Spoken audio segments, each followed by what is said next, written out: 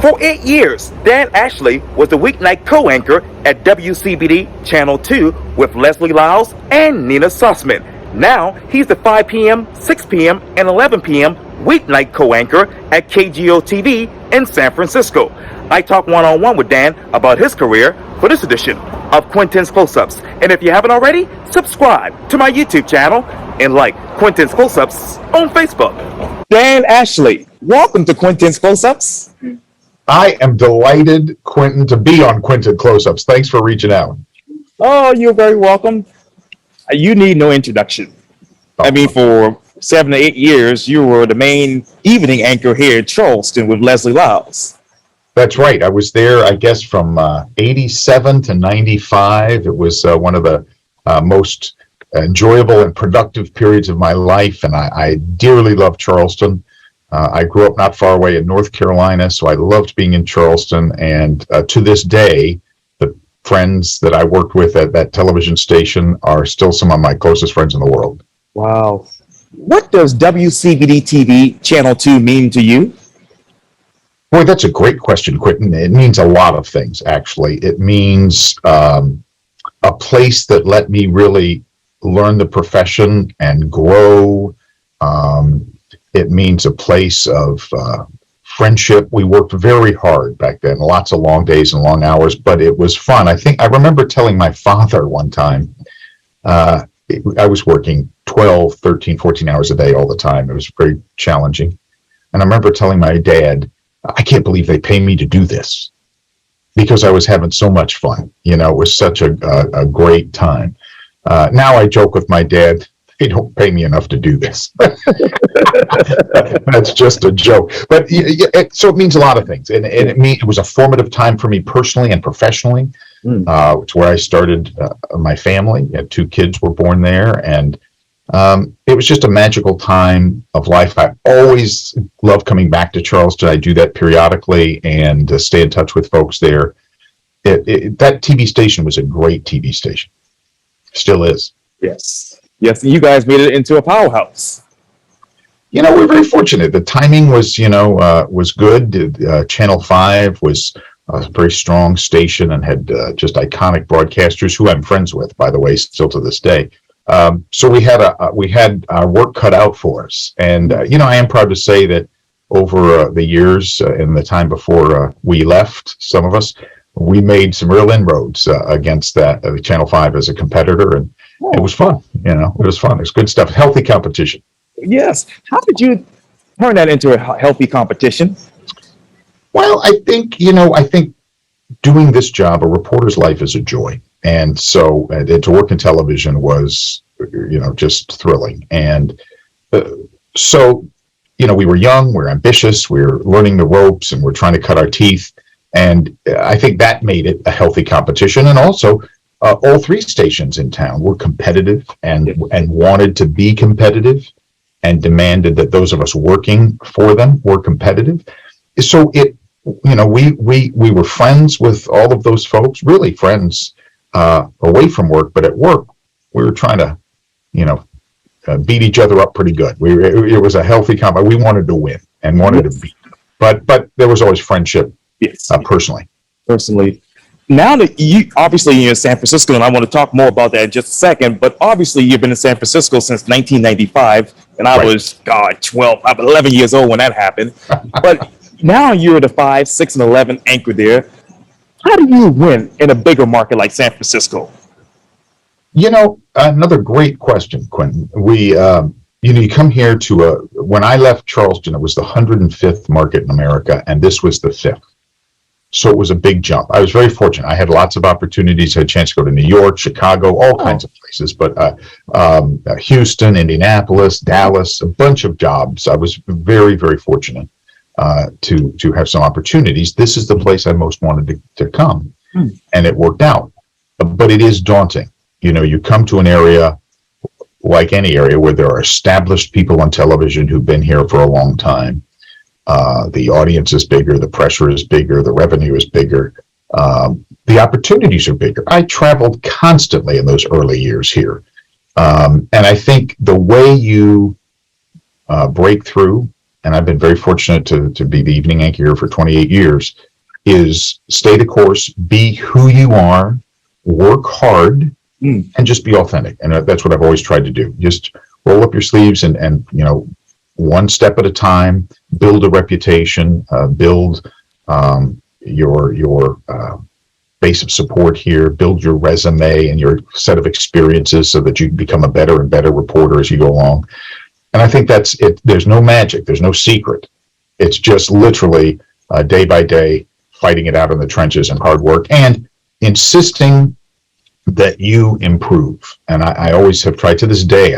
I work hard to try to get better at doing it. And I think that's made a big difference. So I'd advise young people in any career, do the work that nobody else wants to do, be reliable, be dependable, and do the hard work.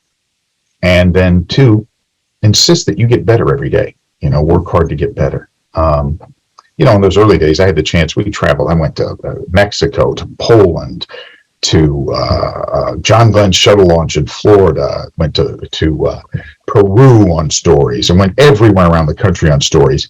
You really grow personally and professionally when you get that opportunity.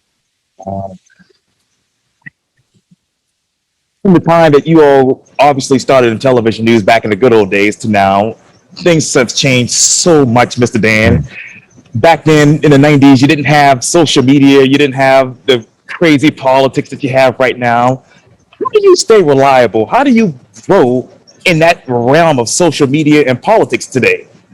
That is the challenge of our time in so many ways, is to try to stay relevant in a rapidly changing environment. You're quite right.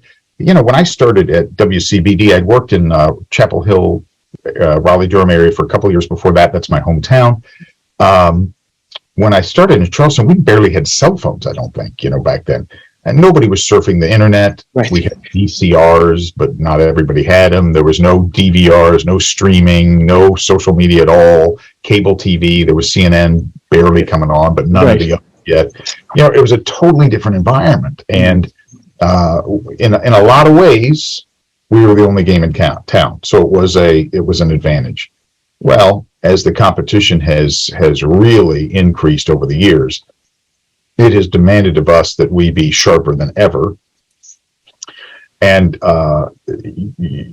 that just requires a lot of elbow grease, a lot of work, and recognizing that we interact with our audiences in different ways. We have to be where they are. It used to be, I'd report the news, and that was pretty much it. Every now and then you get a letter or a phone call into the newsroom. But now, the mistake isn't even out of my mouth and somebody's tweeting, right, what this idiot just said. Right. So, and in a more positive way, people asking us questions on social media, interacting with us. So it's a two-way conversation. It used to be a one-way conversation in a lot of ways. This is healthier and it's better, keeps us on our toes, which is a good thing. But in a audience that is so fragmented now, there's so many people trying to have a slice of the pie from the audience perspective. It's hard work. What will that conversation be about journalism as a whole in the next 10 years? It's going to continue to shift. I truly believe that no matter what form it takes, whether we're all streaming all the time, it used to be just newspapers, right? And then magazines came along, and then radio came along, and then television, now cable, now social media, et cetera, et cetera, et cetera. I truly believe that at the core of it is storytelling, fact-finding. People want information that is reliable and gathered and presented by people who are trained, responsible journalists, who are truly seeking the truth.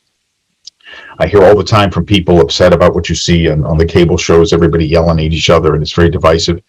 That's fine. There's a place for that. But there's a difference between that and a newscast of record, people tuning in at 5 or 6 o'clock for local or national news, and just hearing a news broadcast. Here's what happened. We're not going to argue about it. We're not going to have two people, get into a cat fight about it on TV. That's not what we're here to do, right?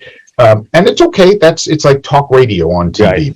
Right. That's fine. There's a place for everything. And I'm a First Amendment guy. I want everybody to have a voice at the table. But I think what is incumbent upon us is, sort of the newscast of record, mainstream journalists continue to seek the middle ground, the truth, And people will continue to want that information. If our newscasts are done only streaming one day, that's where they'll be. But it's still going to be journalism. It's still going to be storytelling.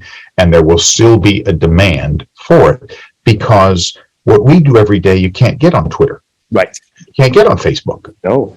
You know, if you want a story covered in your community, a reporter going up and asking the mayor what's going on, or the police chief what's going on, you'll look to us. Yes. So what is the art of storytelling? You know, I think that the art of storytelling, Quintin, part of it is the art of asking great questions, which is exactly what you do, my friend. Thank you. Thank you. You truly do. I mean, you ask very important, provocative questions. That's one of the keys to good storytelling. You have to be curious. What are they thinking? How does this work? How could it be better? What's wrong with it? What's right with it? What is the motivation? Asking key questions. So part of good journalism is curiosity. If you're not interested in what's going on in the world, you don't make a very good journalist. The second part of that is to be on the side of angels. What I mean by that is try to be fair and accurate to all concerned. Cool.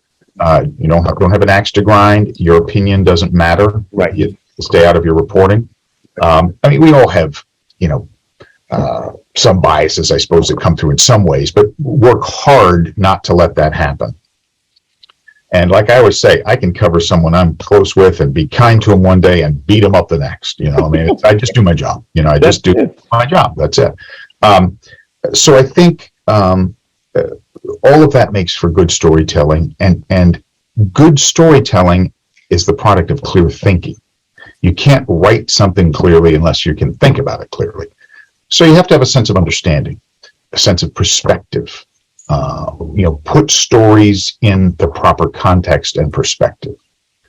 The fire that is burning, those flames are amazing, but they're not near any structures, needs to be relayed as something that is in no danger to anyone. I mean, you need to put in context and perspective any story. So I think that probably is where I would end that, Quintin. But good storytelling, tell me a story. Everybody wants to hear a story. It just has to be a story based in fact. Yes. Reasonable questions, presented clearly with a point. That's the art of journalism and good storytelling. Oh, absolutely. Everybody still wants to hear your story about Hurricane Hugo, which obviously turned, we're looking back now at it 33 years ago today. What is your perspective of it, and where are you still emotionally? That's another great question. I don't know if I may mess this up a little, but let me show you what hangs in my office here. Let me see if I can see this. I see it. Yeah. Hurricane Hugo hitting. That has been here all this time. Wow. And then behind me is a picture on the top with the blue border. Yes, I see it. I see it. With our team outside the trailer that they had to set up after our newsroom got destroyed by the hurricane. Oh, yes. So all this still means a lot to me. Yes, sir. I was the last broadcaster on the air. That's right. In Charleston, and the first one back on a couple hours later when we got power. I was, got a lot of attention for that, and we got a lot of coverage for that, and won, several awards for it and all of that. The DuPont Columbia and the Edward Armour and stuff like that, which was very nice to get the recognition for what we all did as a group of people. The two takeaways for me, when that eye wall hit, I was up at our transmitter in Awendaw. A ridiculously dangerous place to be, under a 2,000-foot antenna, 1/2 mile away, collapsed. And I truly thought I was not going to live through the night. Several of us did. We thought we're going to get killed here tonight. And at one point we thought the tower was collapsing, and there was just dead silence as we just all put our heads down and just waited for this 2,000-foot tower of steel to come crashing down on top of us. Fortunately, it did not. So it was very scary, but on the air, I was calm, cool, and collected. But that's not how I was feeling when I wasn't on the air. I was nervous. I thought we were going to get hurt. And, but it was a privilege to be, people really relied on. That's when, journalism, people need those, and no matter how dangerous it was, I was going to be there. Yes, sir. In fact, during the pandemic here, the boss, a lot of people worked from home in the early days. I went to the boss and said, I'll come in. And that's old school, and I believe I want to be here. And not patting myself on the back, but I told the boss, I said, look, I'll step over bodies to get into this building. And that's not hyperbole. I would. I mean, if people are depending on you, if you want this job, that's what you got to do. Anyway, but I noticed for several years, even after I moved to California, every time there was a lot of wind, and we get lots of wind here sometimes, I got very uneasy. I almost felt it in my back, just really uneasy. And I realized, oh, that's post-traumatic stress. I was still feeling it years later. It's since gone away. But I would always get very uncomfortable when it was really windy. And it just, unbeknownst to me, it took me back to Hurricane Hugo. When I finally realized that's why, I went, that's what post-traumatic stress is about. Minor case compared to what so many deal with. But it was a formative experience. There was a bond formed among those of us who were there. And, you can't replace that. We went through something very traumatic together. And then the other thing, I chased storms up and down the coast for years. But it's one thing to see the community you live and work in utterly destroyed and have all that. That's really tough. And your friends and neighbors, that's difficult to see that. It's one thing to go to another community. That's sad enough. Yes. But you don't have a connection in the same way. And for days after I think 3 days, I didn't even know if my house was okay because we were working so much. I hadn't gotten home. Right. But it was as bad an experience as it was a great experience personally and professionally in terms of growth, and a privilege that people would trust you to tell their story at such an emotional, difficult time. And I know you got to run because you have your 4:00 show to go do out in San Francisco. I got a couple minutes, no worries. And if you come back to Charleston, and some people know this around here, there's still some remnants of Hurricane Hugo in certain locations that you really can't see if you don't look too far out. But I've seen that when I've come. I've noticed that on visits back. Yeah. Yes, indeed. And I know, obviously, from Hurricane Hugo, you went on to obviously anchoring and reporting the news in Charleston. What other news story changed you professionally and personally as a journalist and as a person? Man, I got it. I love the questions you are asking me there. I haven't always been asked these. I don't know that I've ever been asked these. They're great questions. Thank you. So it's just so fun to be able to talk about that and answer them. Two spring to mind immediately. One was the day, and I don't remember the year. I want to say it's 98. I may have the year wrong. I'm not always good about remembering that. The day of the Columbine shootings in Littleton, Colorado. I was anchoring here, and my boss came to me a couple hours in and said, you're going tonight. We used to go everywhere. And I hopped on a plane with a photographer to go to Littleton, Colorado, where Columbine was. And we didn't really want to go, to be honest, because I thought, this is going to be awful. This is going to be gut-wrenching. And contrary to popular belief, reporters feel the pain too. We don't like seeing people in terrible situations. It's awful. And so we were sort of dreading it. I have to say the media, I've never seen the media behave better. It was like we were all in church. Right. People knew this was something very different, and there was a solemnness and a sadness. And, I can honestly say I've never conducted myself in a way I've regretted in any of those situations. I always try to treat people very well. But the media as a whole was really good. And I remember a woman knocking on our satellite truck that had, satellite trucks pop up from all over the country in these big events, and the media from everywhere shows up. Knocked on the door, and I came down, stepped out of the truck, and she said, "You're from California, aren't you?" And I said, "I am." And she handed me a plate of cookies and said, "Thank you for coming to tell our story." And she and I had a good cry, gave her a big hug. And then I went back into the satellite truck and said, "Guys, look at this. Everybody's a little teary." Then to lighten the mood, I said, "Now, if we're here a week, they're going to come back with pitchforks and torches because they're going to be sick of us. But it's cookies today." But it turned out to be a very, very personally and professionally experience of growth. Because when people at their worst trust you to tell their stories, it's like being a priest or something. It's a sacred trust. Right. And I felt this overwhelming sense of responsibility to handle it correctly. So what I was dreading turned out to be something I was deeply grateful to have covered. The other story is I went about 15 years ago with several Jewish people from the Bay Area and 3 Holocaust survivors from the Bay Area to Poland to tour Auschwitz and Birkenau and Treblinka. And imagine Quintin, the power. This is a period of history that has always fascinated me. To the power to be with a woman who survived 3 years at Auschwitz, the number's still on her arm, of course, Right. and to be there at Auschwitz, walking around with her. It was phenomenal for storytelling. It was just a great story to be able to tell, but it was also a profoundly moving experience, and again, something I felt honored to do. So I bet that I could tell you 50 more, but those are the two that stand out. And here in Charleston, there were so many things that went on during this time. I still remember Duncan Proctor, people, looking for him when he was, with that situation as a serial rapist. What stories locally sticks out in your mind right now? From in Charleston or here? Yeah, Charleston. Obviously Hurricane Hugo, we talked about that. I would also say